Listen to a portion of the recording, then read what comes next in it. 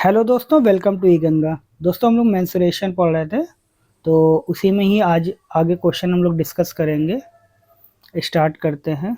Question है हमारे पास,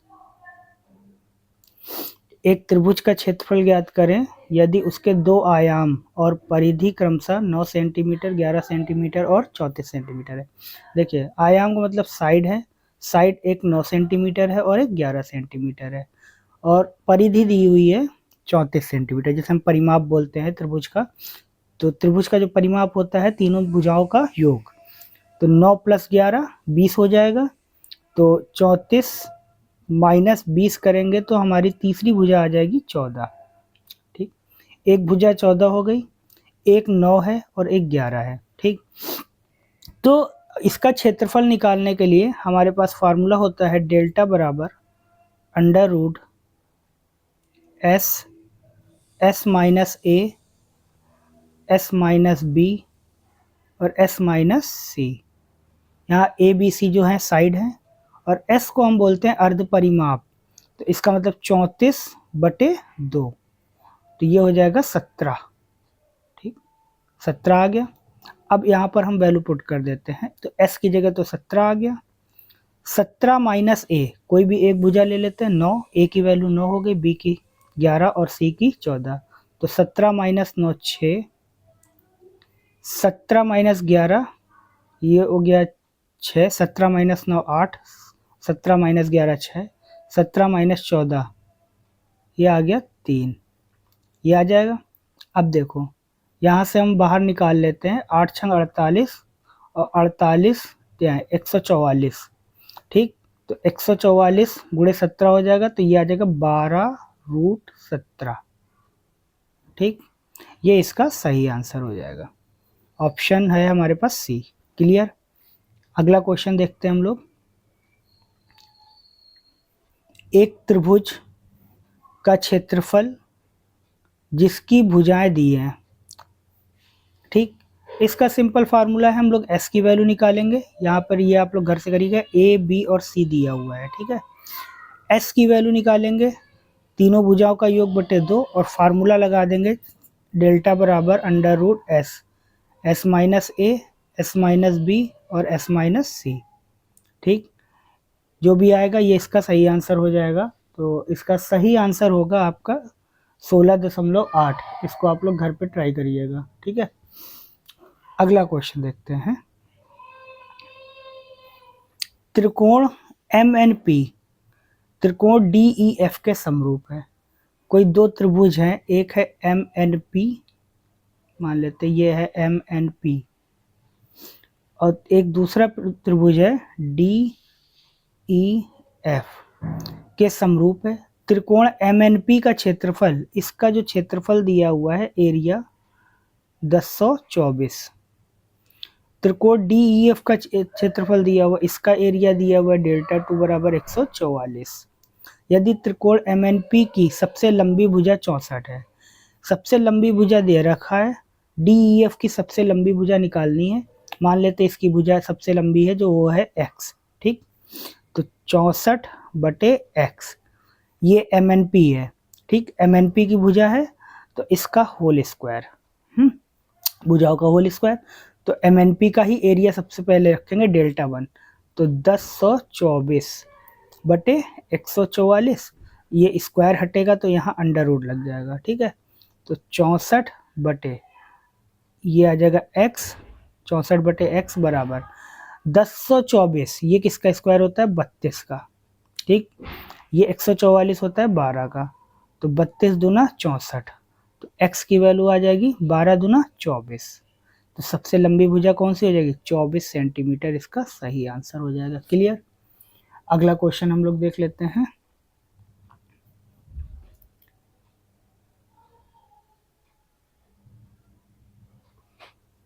समकोण त्रिभुज की ऊंचाई तथा आधार के बीच का अंतर 7 सेंटीमीटर है। समकोण त्रिभुज है, इसकी जो है आधार और ऊंचाई का अंतर दे रखा है 7 सेंटीमीटर।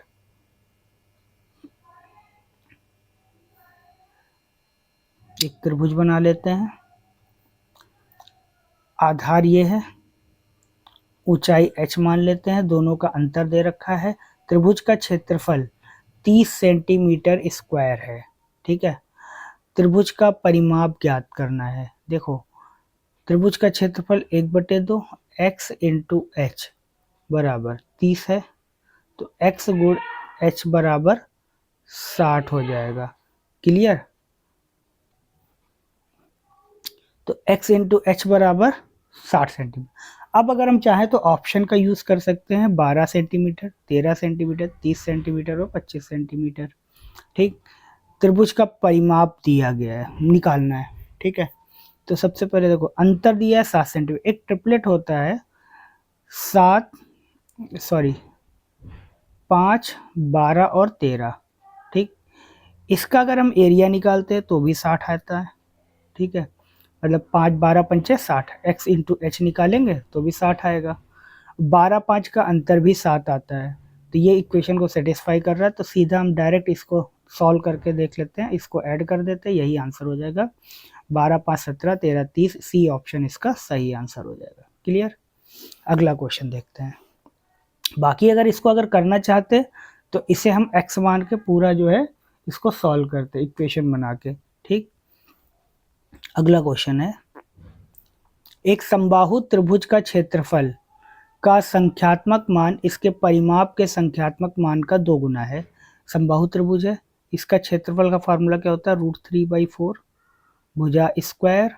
इसका संख्यात्मक मान इसके परिमाप के संख्यात्मक मान का 2 गुना है। देखो, परिमाप क्या हो जाएगा? 3a, और इसका 2 गुना है तो इसमें 2 का मल्टीप्लाई कर देते हैं तो ये इसके बराबर हो जाएगा। त्रिभुज का क्षेत्रफल ज्ञात करना है।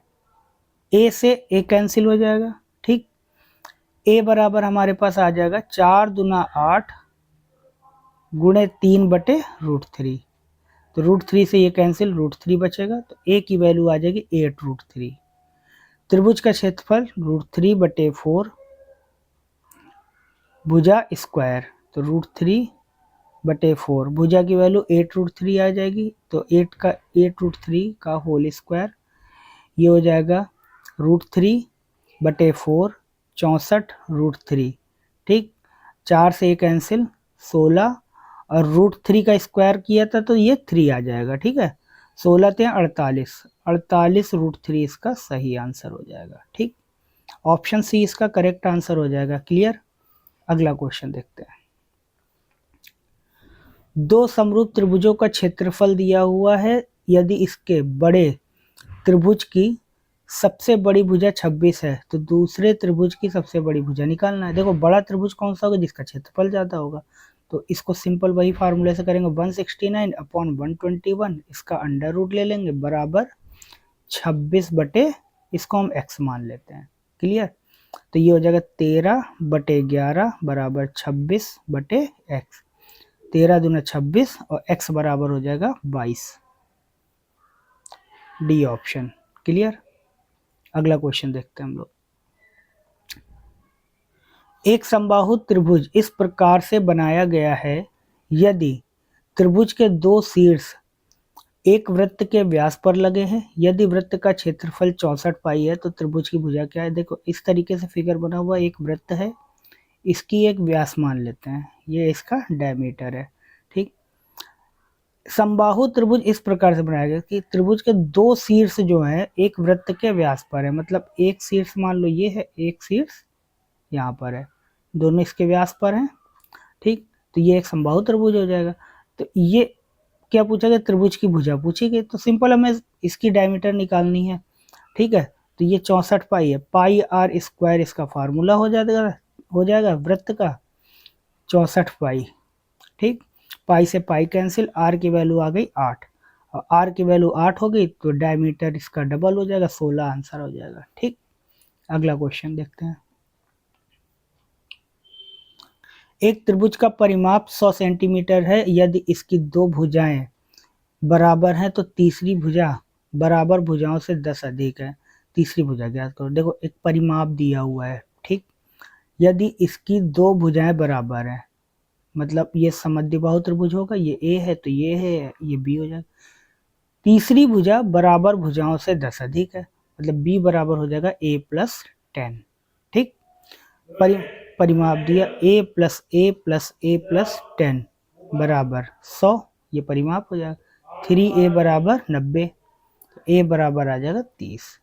तीसरी भुजा की लंबाई निकालनी है, तो ये क्या हो जाएगा 30 प्लस 10 40, इसका सही आंसर। क्लियर। अगला क्वेश्चन देखते हैं। एक समकोण त्रिभुज का क्षेत्रफल 30 वर्ग मीटर है यदि आधार इस वर्ग 30 वर्ग मीटर है, यदि ऊंचाई आधार से 7 मीटर अधिक हो तो आधार ज्ञात कीजिए। सेम क्वेश्चन है, अभी पिछला क्वेश्चन जो हमने डिस्कस किया था ट्रिपलेट बना के, सेम उसी तरीके से क्वेश्चन है, तो कर लीजिएगा इसको। अगला क्वेश्चन देखते हैं। एक त्रिभुज का परिमाप 200 सेंटीमीटर है यदि इसकी दो भुजाएं बराबर हैं। तीसरी भुजा बराबर वाली भुजा से 20 सेंटीमीटर अधिक है, तीसरी भुजा ज्ञात करिए। ये भी सेम क्वेश्चन है, अभी किया था हम लोगों ने, ठीक है। इसका आंसर 80 आ जाएगा, ठीक। अगला क्वेश्चन देखते हैं हम लोग।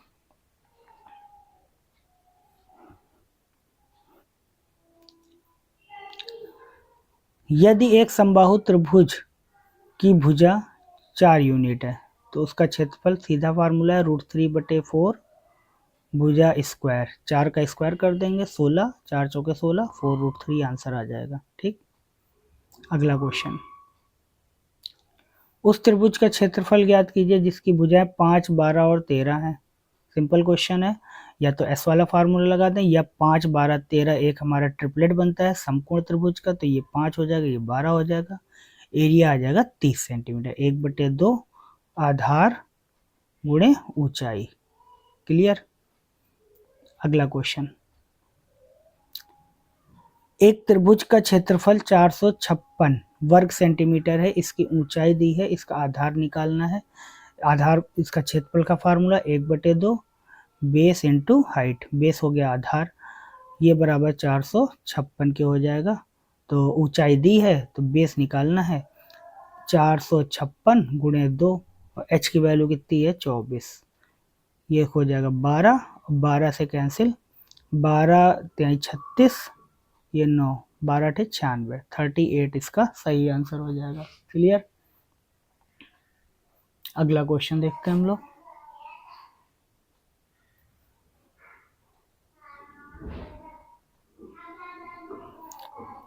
दो समरूप त्रिभुजों के क्षेत्रफल 121 वर्ग मीटर और 64 वर्ग मीटर है। पहले त्रिभुज की माध्यिका 12.1 है, दूसरे त्रिभुज की माध्यिका निकालना। देखो त्रिभुज की भुजाओं का, जैसे मान लो दो त्रिभुज है, इसकी भुजाएं और माध्यिकाओं का अनुपात हमेशा एक ही होता है, ठीक है। जैसे मान लो इसकी मीडियन हम m1 मान लेते हैं, इसको m2 मान लेते हैं, तो m1/m2, ठीक। लेकिन और इसकी भुजाएं, जैसे मान लो ये a है ये b है, तो a/b इनका अनुपात बराबर होगा, बट क्षेत्रफल अगर आ गया Δ1 और Δ2 तो इनका हम स्क्वायर कर देते हैं, ठीक है। तो ये फार्मूला सेम बनेगा उसी तरीके से।